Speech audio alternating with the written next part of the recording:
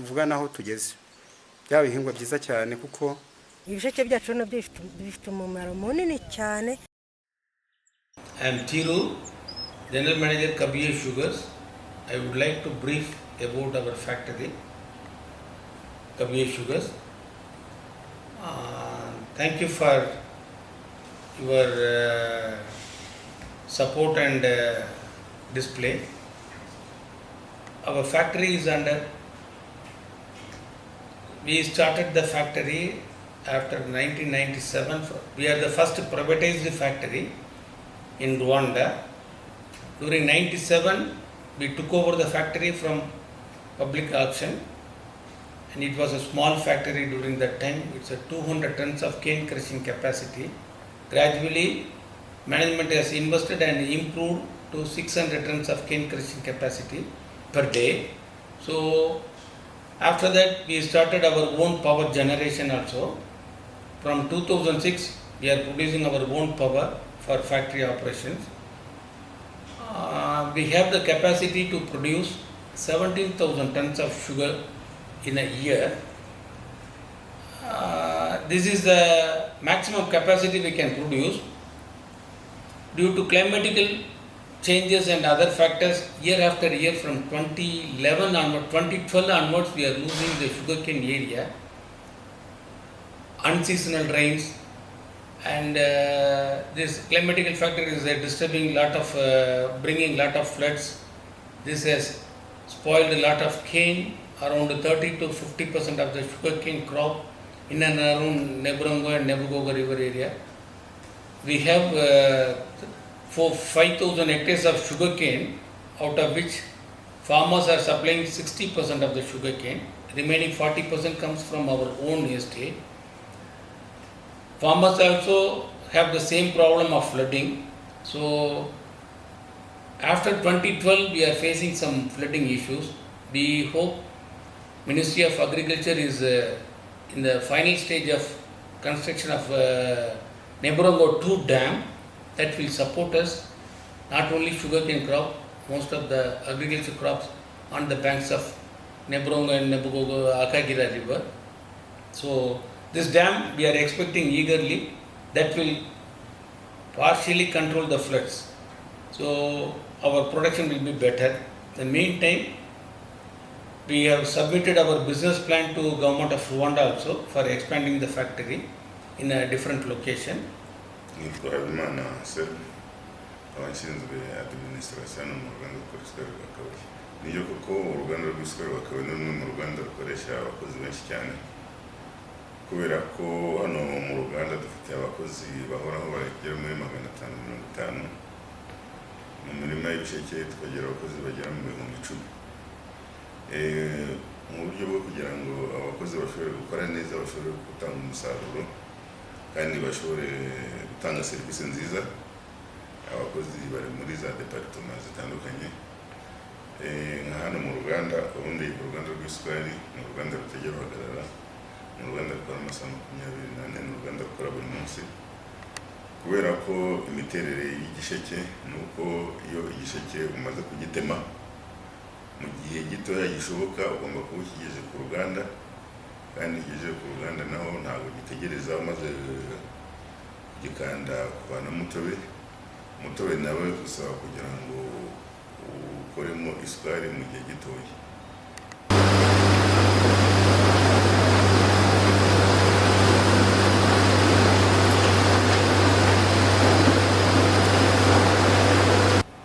Iyo warwakije ndavuga amwakije mu mashini, ntabwo imirimo ihagarara, bityo bituma abakozi bacu bakora mu makipe, kugira amakipe 3 bakora agenda asimburana ku buryo budahagarara. Iyo ikaba ari imwe mu buryo bwo kumakoresha abakozi. Ikindi kandi abakozi bari muri za departement zitandukanye, ku buryo buri departement igenda ikurikirana imikorere y'abakozi bayo ku buryo batanga umusaruro. Kuri ibyo by'abakozi kandi ibisheke biza mu ruganda rw'isukari rw'Ikabuye birimo ibisheke by'uruganda biri mu kigereranyo cya 40%, n'ibisheke by'abaturage nabyo biri mu kigereranyo cya 60%. for Rwanda is 100,000 tons of sugar in a year, and our production is only 17%. 17,000 tons of sugar in a year. So there is a lot of scope for expanding the factory operations, and demand is there. Mostly sugar is coming from East African countries and other COMESA countries. So there is no issue for marketing of sugar. It depends upon the price, depends upon the international price. So most of the sugar is coming from outside. Price is fluctuating because of international, particularly for the past 1.5 years due to COVID issues. The container charges are going up. That's one of the reasons for increase in the sugar price. And our payment, we have 3,500 farmers under 9 cooperatives. Farmers are paid based on the sugar realization. Kugira ngo isukari yacu izasohoke inameze neza, procedure isa nk'itangirira mu mirima, ku buryo mbere y'uko igisheke twemererwa ko kiza kukinjiza muri processing, bisaba ko tugomba kubanza gupima mbere y'uko umuntu yemererwa no kugisarura. Iyo tumaze gupima wa muntu akemererwa kugisarura, haba hakurikiwe noneho ko bazagitema bakurikije ibisabwa kugira ngo igisheke kizatugereho kimeze neza. Iyo kimaze noneho gutemwa bipakirwa mu modoka. Iyo modoka bisaba ko iba yarabanje kuba registered muri system yacu, tukaba tuzi uburemere bw'iyo modoka nta kintu kirimo, kugira ngo igihe izabizanye ibisheke tuzahite byoroha kumenya amatoni y'ibisheke ya modoka izanye. Iyo ije rero ikagera ku muryango, babanza kureba ko ifite ibyangombwa byose bisabwa, aho ikuye bya bisheke, details zose za wa muntu wohereje bya bisheke, kugira ngo noneho dutangire kubyinjiza muri processing yacu.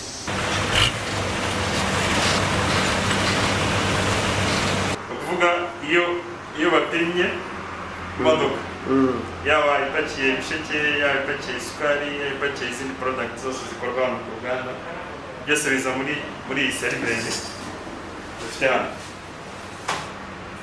Noneho dushobora kuvanamo ipoti tunyujije muri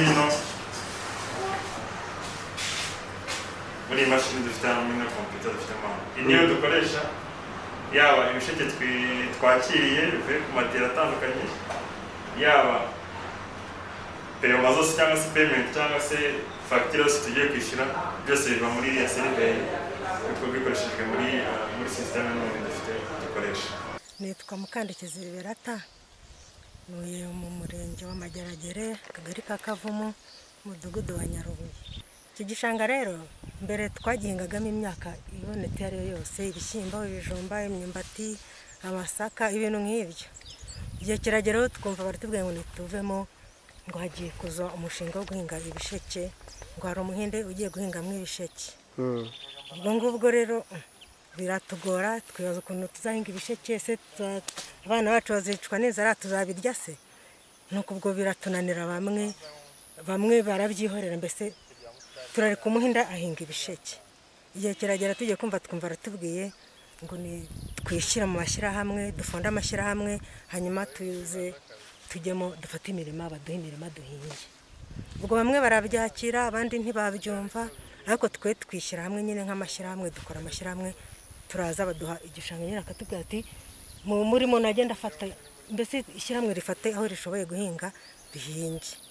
Ubwo nuko twatangiye rero twishyira mu mashyirahamwe, dufata ibishanga turahinga. Inyungu turayibonamo cyane, nk'aho umuntu yaba wenda ko akunda umuntu aba afite ikawa, avuga ati iki gihe n'iki izangirira umumaro.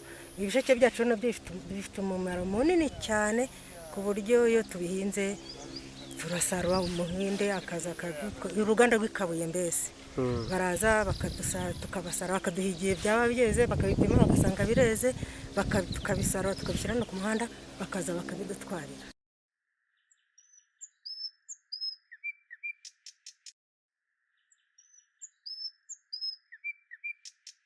With the support of Kingdom of Netherlands and Ministry of Agriculture from Rwanda, we had a very good collaboration, and we got the grant of 4 million euro from Netherlands government, and Madhwanis, Kabuye Sugar invested 4 million euro. Totally 8 million euro we invested on the land for draining the excess water. See here, sugarcane is grown in the marshy lands. Government has given land to grow sugarcane in the marshy lands, wetlands. There the problem is from 2011 onwards it's a unseasonal rain and flooding. To drain the water, we got the support from Netherlands government, Kingdom of Netherlands, and under the advice of Ministry of Agriculture, we did a project from 2013 to 2018. The project is over. That covers 90 kilometers of drainage within sugarcane fields. So to drain the excess water from the field to river. It's a naturally made, no artificial things or something. It's naturally made with a flop gate, automated flop gate. When the water level in the river is more, gate will close. Naturally, the water will be inside the field. When the water level goes down in the river, gate will automatically open and excess water from the sugarcane fields will drain to river. We did the project.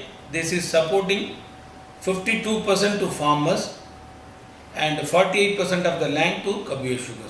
The project is covering 2,000 hectares of sugarcane land, in which 52% goes to farmers and 48% of the Kabuye land is benefited. For this, we spent, Kabuye has spent 4 million euro and the grant was 4 million euro. Totally 8 million euro we spent, and the project is working well.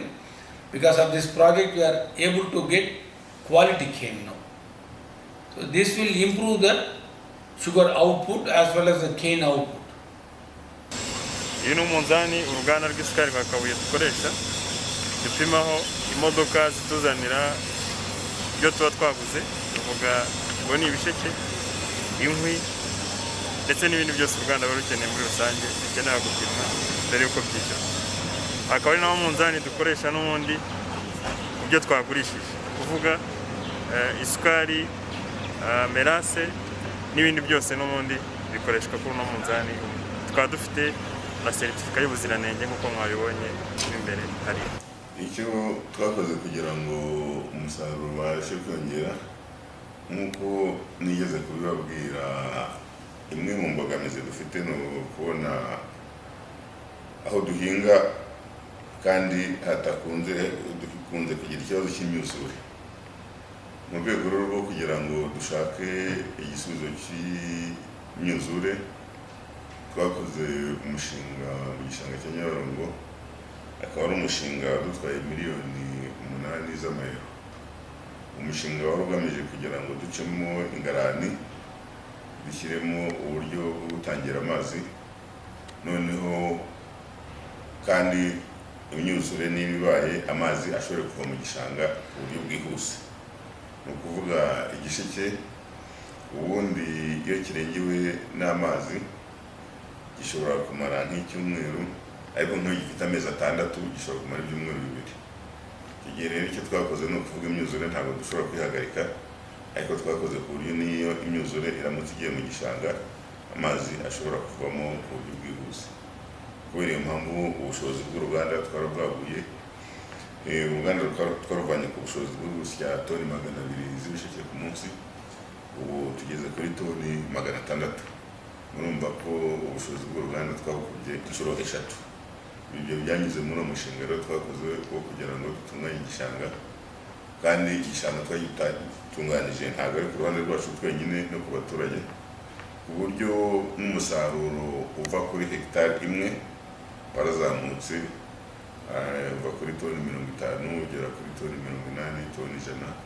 Ibyo rero akaba ari ikintu gishimishije kubera ko byatumye isukari ikorerwa mu Rwanda yiyongera ku buryo bushimishije. Nitwa Habiyakare Felix, nkorera muri murenge wa Mageragere, abandi umuhinzi w'ibisheke mu kagari ka Ntungamo, umudugudu wa Nyarwanda niho ntuye. Bajya kuzana gahunda yo guhinga ibisheke ntabwo twabyishimiye, bitewe nuko igishanga twahingagamo ibintu byinshi cyane byatumaga tubaho mu buzima busanzwe. Ibisheke ntabwo twabyumvishaga, aho biziye twabifashe nkaho bitari ibintu by'ibihingwa, ariko tuvuga naho tugeze byaba bihingwa byiza cyane, kuko nk'ubu nkanjye ndi umuhinzi ufite hegitari zitari munsi y'10 icumi, ariko ubu ngubu ngeze ku bintu byinshi. Nari umuhinzi utari watunga miliyoni y'amafaranga, ariko ubu ndayabona nkanazamura menshi. Sigaye mfite abakozi nkoresha mu iyo mirima bageze nko kuri 30 buri munsi.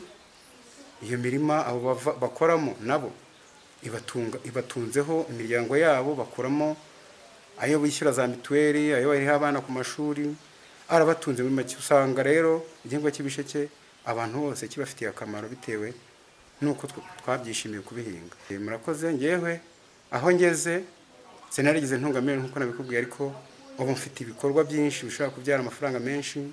Nagiye ngura imirimo impande n'impande, nagiye nubatse amazu, mfite amazu meza agezweho y'ubucuruzi, mfite ibikorwa bindi bitandukanye. Sinari narigize ngenda kuri moto ndayitunze, sinize ngura imodoka nigize kwitunga. Muri makeya ibisheke hari aho byankuye, hari naho bingejeje. Everyone thinks that sugar is bad to health. It's not so. You should take sugar, minimum sugar. It's not too much sugar. You should take minimum sugar, and sugar is very nutritious as well as energetic food. When it's like a honey. Honey is also nutritious. Taking normal small quantities is okay, but in the public taking white sugar, taking brown sugar is danger. You might have seen lot of advertisement. Reasonably you can take a small quantity of sugar that will improve your energetic value, and there is no problem for most of the Rwandans now understand our sugar is organic sugar, and they started buying, but we are unable to satisfy their requirement because our production is only 17% of the requirement, country's requirement. So if you buy the Kabuye sugars, you are supporting Rwandans, Rwandan farmers, sugarcane laborers, transporters, banking industry, and our employees. Everyone is benefited by buying our locally made product. So I request to buy local, not only sugar, anything you buy, though the price may be little high or less, buy locally made product. And one thing, our sugar will be always cheaper than imported sugar. You know, when you go to market, our sugar will be 200 francs lesser than per bag. I am saying 50 kilo bag. Suppose other bags are 40,000, our bag will be 39,600 or 39,800. It will be cheaper than other products. Buy Rwandan product and make them their life happy.